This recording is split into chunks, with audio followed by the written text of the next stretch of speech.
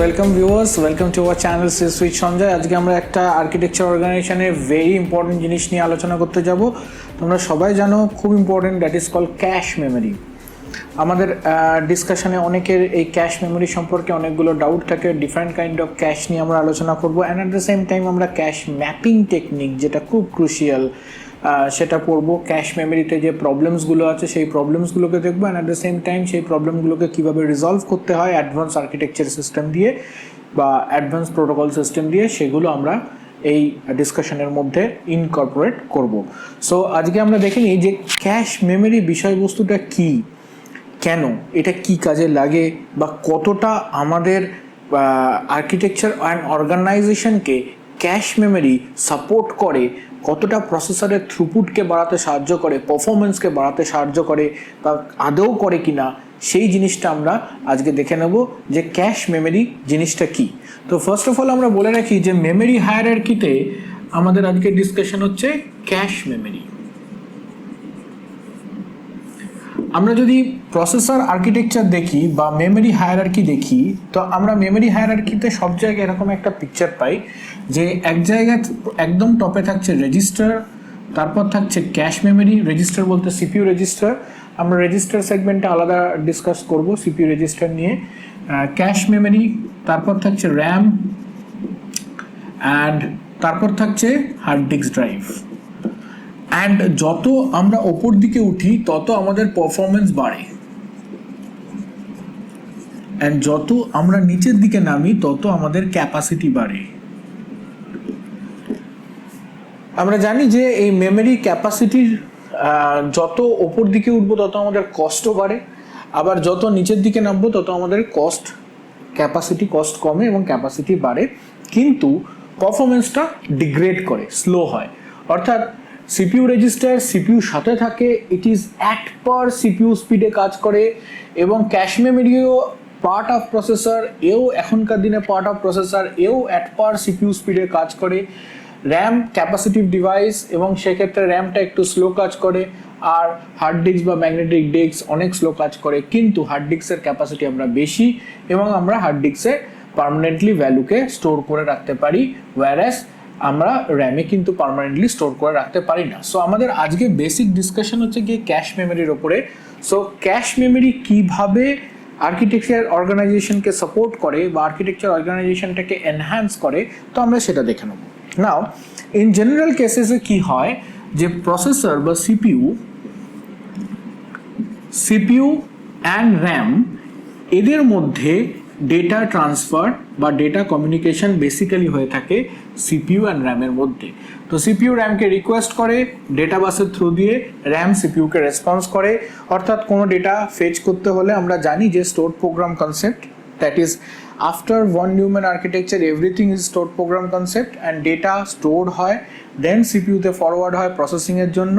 Process হওয়ার পরে information generate হয়, ইনফরমেশনও আবার গিয়ে স্টোর হয় র্যামের মধ্যে, তারপর সেই ইনফরমেশনটা ইনপুট আউটপুটে বা আউটপুট স্ক্রিনে গিয়ে ডিসপ্লে করে।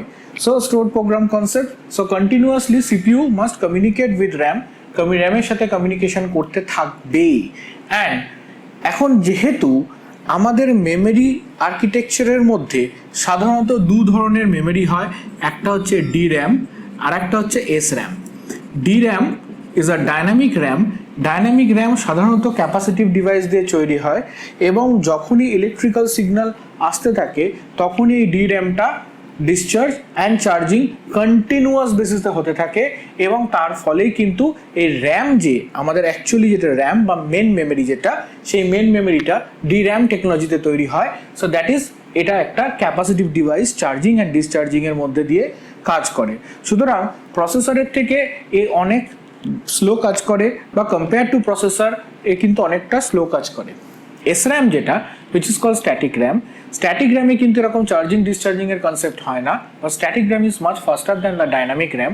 সাধারণত ক্যাশ মেমোরি যেগুলো তৈরি হয় সেই মেমোরিগুলো স্ট্যাটিক র্যামের বেসিসেই তৈরি হয়, কিন্তু স্ট্যাটিক র্যামের সাইজটা কিন্তু খুব ছোট থাকে, অর্থাৎ ক্যাশ মেমোরির সাইজটা খুব ছোট থাকে। তো ক্যাশ মেমোরিকে আমরা কি করি, ক্যাশ মেমোরিকে আমরা প্রসেসর আর মেন মেমোরির মাঝে প্লেস করি। অর্থাৎ কিছু কিছু ক্ষেত্রে যেটা হয়, প্রসেসর যে সমস্ত ডেটাগুলোকে খুব ফ্রিকোয়েন্টলি অ্যাক্সেস করছে, অর্থাৎ বারবার একই ধরনের ডেটা যখন অ্যাক্সেস করছে তখন ওকে বারবার র্যাম অ্যাক্সেস করতে হচ্ছে এবং ওর অ্যাক্সেস স্পিডটাও অনেক বেশি অ্যাক্সেস স্পিডটা কম হওয়ার জন্য, যেহেতু র্যামের ট্রান্সফার স্পিডটা কম বা র্যামের ডেটা অ্যাক্সেস বা ডেটা রিট্রিভাল স্পিডটা কম, সেক্ষেত্রে প্রসেসরের ডেটাগুলো পেতে অনেক সময় লেগে যাচ্ছে। তাই জন্য র্যাম কি করছে, প্রসেসর কি করছে, ইনস্টেড অফ র্যামের মধ্যে যে ডেটাগুলো আছে, যে সমস্ত ডেটাগুলো বারবার অ্যাক্সেস করা হচ্ছে, সেই ডেটাগুলোকে র্যাম থেকে তুলে এনে ক্যাশ মেমোরিতে লোকালাইজ করা হয়, অর্থাৎ র্যাম থেকে ব্লক ট্রান্সফার করা হয়। এখান থেকে এটাকে বলে ব্লক ট্রান্সফার।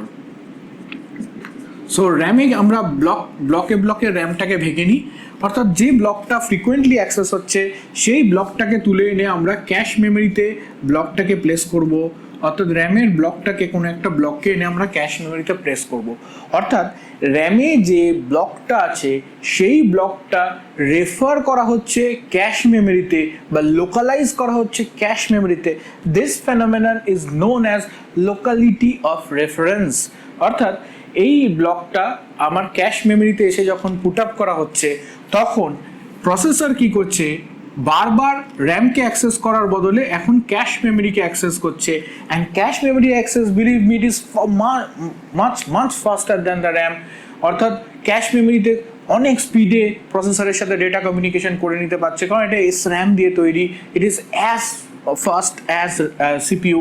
তার জন্য ও CPU ডেটাগুলোকে অনেক কুইকলি রিট্রিভ করতে পারছে। যে ডেটাগুলো রিট্রিভ করতে র্যাম থেকে অনেক বেশি সময় লাগছিল, সেই ডেটাগুলোকে ক্যাশ মেমোরিতে এনে লোকালাইজ করার ফলে প্রসেসর কি করছে, ভেরি কুইকলি ডেটাগুলোকে অ্যাক্সেস করতে পারছে এবং প্রসেসরের পারফরমেন্স বেটার হচ্ছে।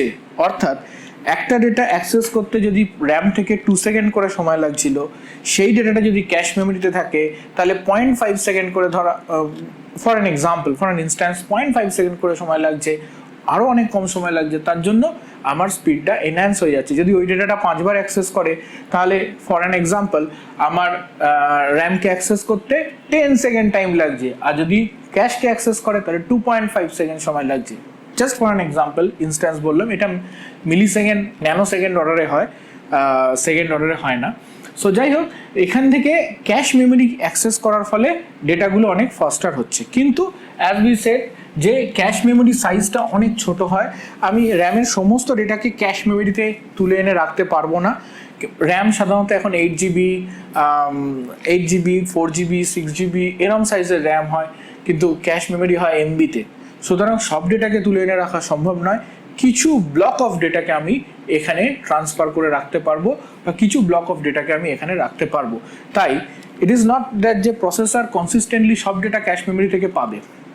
তার জন্য প্রসেসর যখন ক্যাশ মেমোরি অ্যাক্সেস করবে তখন দুটো জিনিস হতে পারে। এক, ক্যাশ মেমোরিতে ডেটাটাকে পেতেও পারে। সো ক্যাশ মেমোরিতে যখন ডেটাটাকে পাচ্ছে তখন সেটাকে বলা হয় ক্যাশ হিট। অর্থাৎ প্রসেসর যে ডেটাটা সার্চ করছিল সেটা প্রসেসর ক্যাশ মেমোরিতে পেয়ে গেল। So that is known as cache hit. আরেকটা কি হতে পারে, যে প্রসেসর যেটাকে সার্চ করছে সেটা ক্যাশ মেমোরিতে নেই, সেটা র্যামেই আছে। সুতরাং প্রসেসর ক্যাশ মেমোরিতে সার্চ করলো, প্রসেসর পেলো না, তখন সেটাকে বলে ক্যাশ মিস। ওকে, এখন একটা ক্যাশ মেমোরিতে এই যে ডেটাগুলোকে ম্যাপ করা হচ্ছে বা ডেটাগুলোকে লোকালাইজড করা হচ্ছে, রাখা হচ্ছে, তার জন্য আমাদেরকে নির্দিষ্ট ম্যাপিং অ্যালগরিদম ফলো করতে হয়, যাতে হিট বাড়ে। যত হিট বাড়বে, ক্যাশ হিট যত বাড়বে, ক্যাশের পারফরমেন্স তত বাড়বে। ক্যাশ মিস যত বাড়বে, ক্যাশের পারফরমেন্স তত ডিগ্রেড করবে। কারণ ক্যাশ মিস হলে বারবার র্যাম অ্যাক্সেস ফ্যাক্টরটা থেকেই যাবে, কিন্তু ক্যাশ হিট হলে বারবার র্যাম অ্যাক্সেস ফ্যাক্টরটা থাকবে না। তাই জন্য আমরা ক্যাশের এই হিটটাকে অ্যাক্সেস করার জন্য আমরা দুটো জিনিস করি। একটাকে বলে hit ratio. Hit ratio equals to number of hit by total attempt. Total অ্যাটেম্প্টের মধ্যে কি থাকছে, টোটাল অ্যাটেম্প্ট ইকুয়ালস টু আমরা বলতে পারি যে total attempt equals to hit plus miss. অর্থাৎ হিট, অনেকগুলো হিট হলো আবার অনেকগুলো মিস হলো, সবকটা মিলে হচ্ছে টোটাল অ্যাটেম্প্ট, তাহলে হিট রেশিও হচ্ছে cache hit by total attempt, and miss ratio হচ্ছে ক্যাশ মিস, অর্থাৎ ক্যাশে পেলাম না তাহলে র্যামে অ্যাক্সেস করতে হবে, বাই টোটাল অ্যাটেম্প্ট। নাইস। তো সেক্ষেত্রে ক্যাশ কি করছে, আমাদের পারফরমেন্সটাকে এনহ্যান্স করছে। সো সিপিইউ ফ্রিকোয়েন্টলি ইউজ ডেটাগুলোকে ক্যাশ মেমোরিতে এনে তুলে রাখবে, that is in that case block transfer হবে, অ্যান্ড এই ব্লক ট্রান্সফারের থ্রু দিয়ে আমার সিপিইউ অ্যাক্সেসটা অনেক বেশি ফাস্টার হয়ে যাবে, সিপিইউ কুইকলি ডেটাগুলোকে পেতে থাকবে, এবং CPU performance অনেক বেড়ে যাবে, থ্রুপুটও অনেক বেড়ে যাবে। So that is the main utility of cache memory.